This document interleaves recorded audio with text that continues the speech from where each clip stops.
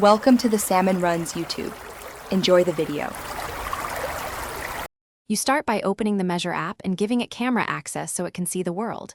Once done, pick the measurement mode you need: line, angle, area, or level. Make sure to set a target point by moving slowly until the reticle locks.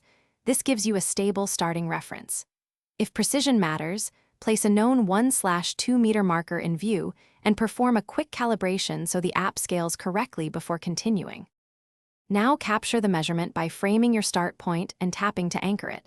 Then move steadily to the end point and tap again to record the distance. If the object is small or far, use pinch to zoom or physically move closer to reduce parallax and improve accuracy. For composite shapes, add multiple anchors to trace corners, or switch to area mode to close a floor layout. This lets the app compute cumulative lengths and surface area automatically as you add points.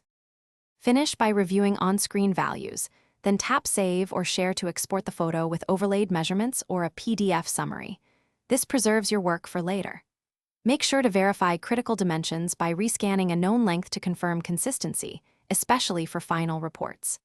If readings jump or drift, clean the camera lens, recalibrate with a known marker, and improve lighting. Steady lighting and a steady hand usually resolve most issues quickly.